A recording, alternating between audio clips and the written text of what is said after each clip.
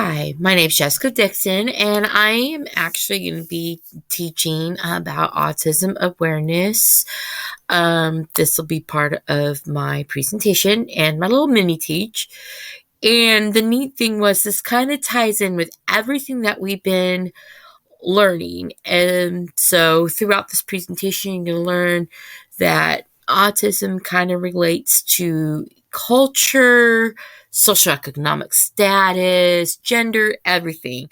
And it's really interesting because I mean, it's the field of study that I'm doing right now. I'm doing special education, but also I learned little things every time I do something like this. It's something my heart and my passion for. So I hope that you enjoy this presentation, and let's learn a little bit more on how autism is connected to everything that we have been learning so far. So let me click here. See if it's going to do this for me. Okay. All right. As you see that my presentation is called Autism Awareness. Okay. Now, these are the two that popped up, the two case studies that I was learning from, and I'll show you from my little tab here. From chapter 6, exponentiality. And these kind of just stuck out to me because I do work with kids that are gifted and talented and have a disability. And so this was pretty interesting, and it tied into the fact that I was doing this. So the two that tie into this presentation are the Individuals with Disability Education Act. This was something new for me that I knew about. As you see, it emphasizes individual over disability, forever changing how individuals with disabilities are referred to in literature, which is really good, because a lot, when it comes to students with, I'm not even on the first slide yet, sorry about that. But even though it comes to students with disabilities, especially if you read the textbooks, and when I was growing up, mental retardation, calling them retards, everything, it wasn't culturally accepted. People shunned them. And so this act was amazing when it passed, because it looked students that had autism or any kind of mental disability in a different way. And then also the Individuals with Disability Education Improvement Act idea. I like that little acronym. So I like this because it helped, because I do IEPs and it connected. And so we had to have a new look at doing IEPs. I mean, when I first started teaching, I struggled doing IEPs. And so now they made it easy for us. And so that way, and if I've been learning, and also, with older teachers, they're like, no, you have to be culturally and mentally, correct, and make sure that, you're not putting derogatory marks or saying, this, And I noticed that I've been teaching for almost 6 years now with autistic students, and to read my students' files when I get them, that's how I read, and to see the wording that some of the teachers use does make me angry. I'll discuss more of that throughout the presentation. So my introduction.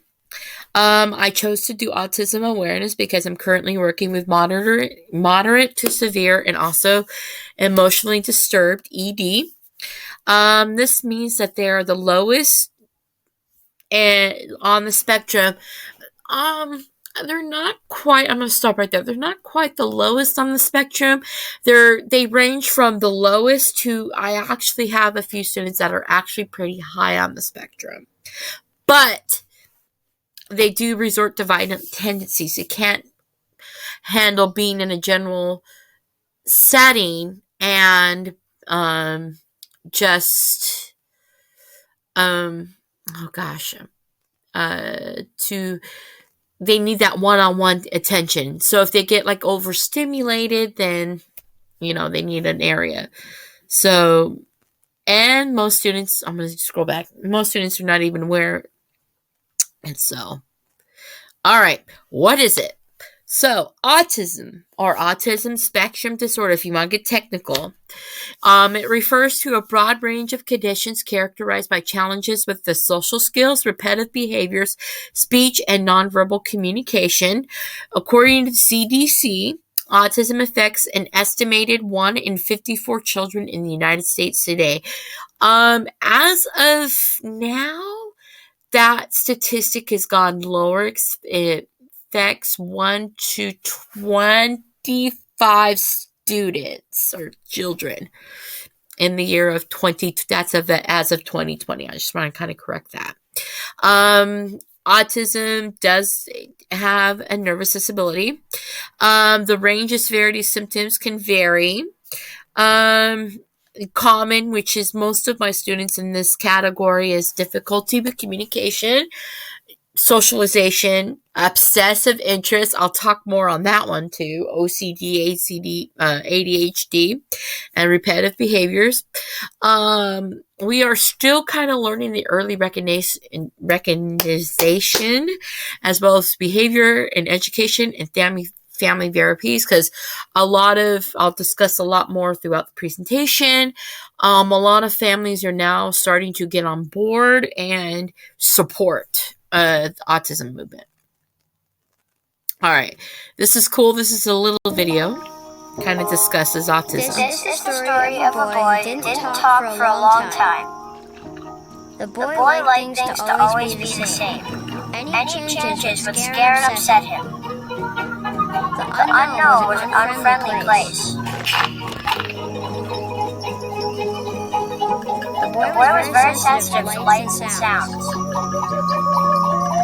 So he built secret hiding places where they couldn't get in.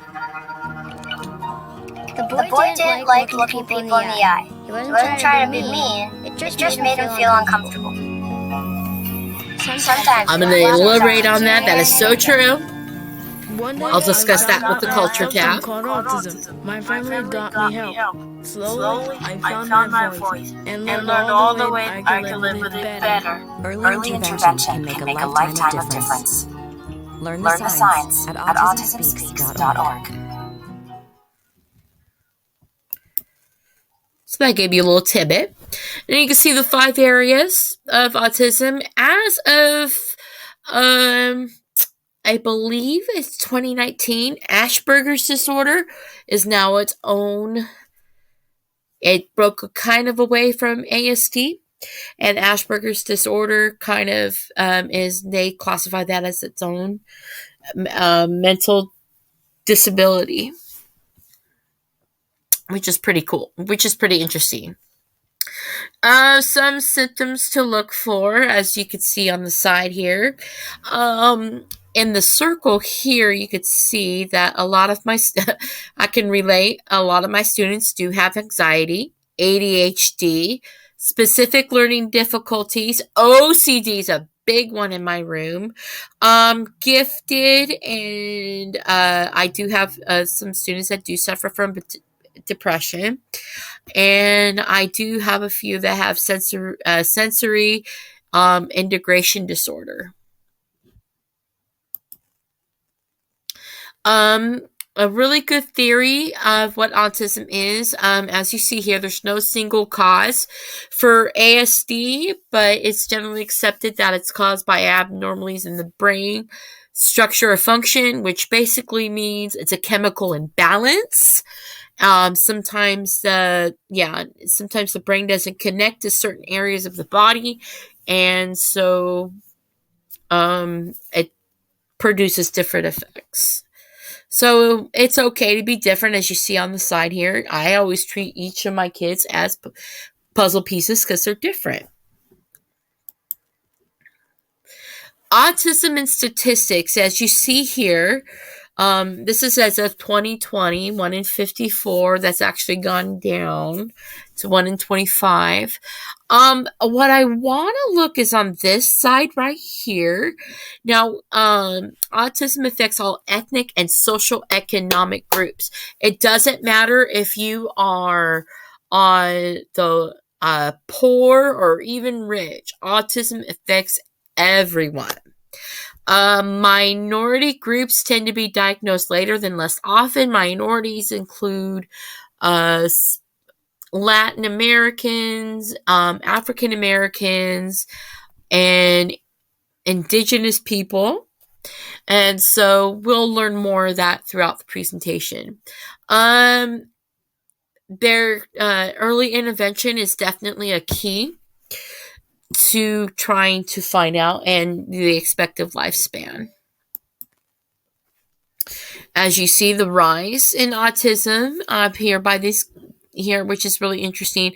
I couldn't find a, but you can see the 1 in 59, and then as I said, as of 2020, it's 1 in 54, and I believe I might have to do a little bit more research. I believe as of 2021, it's 1 in 25. Social mobility. The country, as this chart demonstrates, it's the global. I'm going to go to the second point here. The global social mobility score quantitatively shows the ability of a child to experience a better life than their parents in a given country.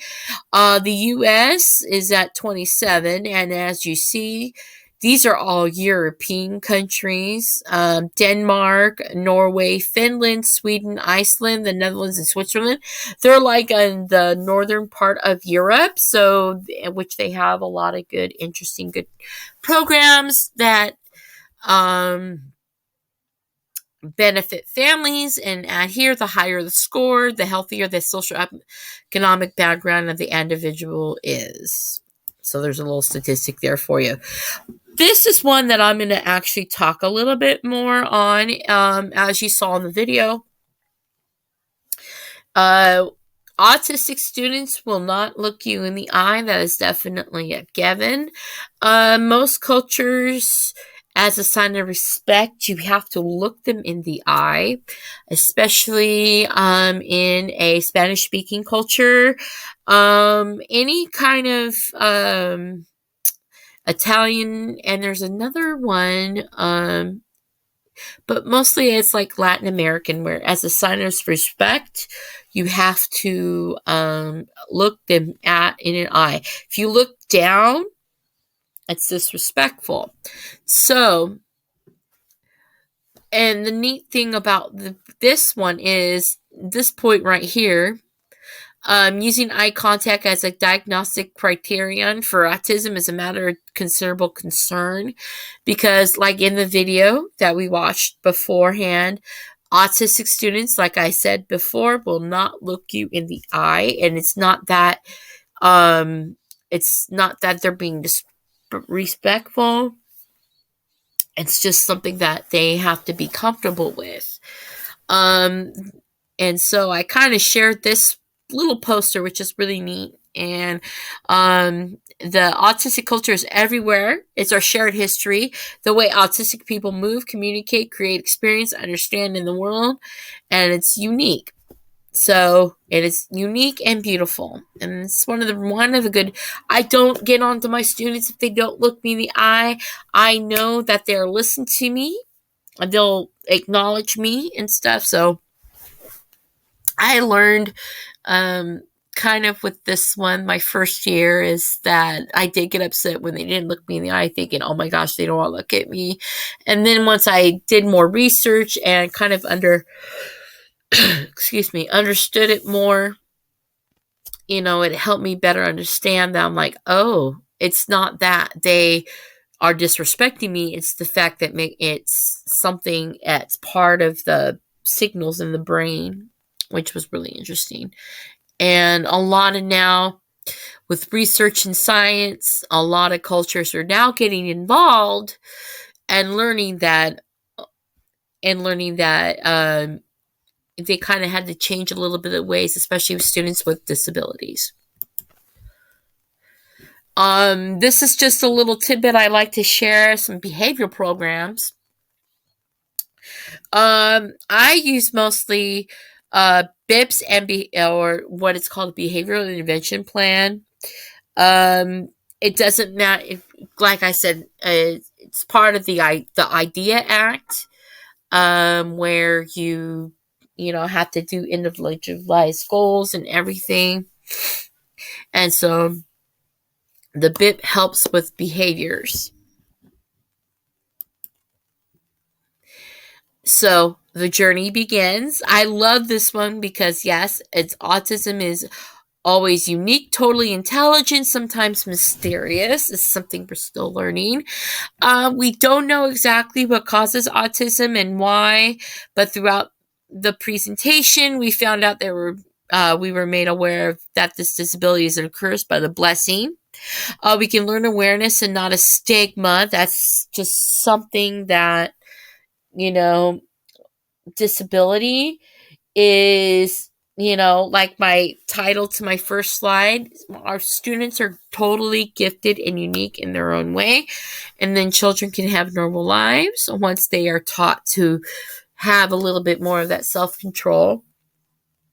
And it doesn't matter what culture, what social, economic status you come from, they'll just lead normal lives.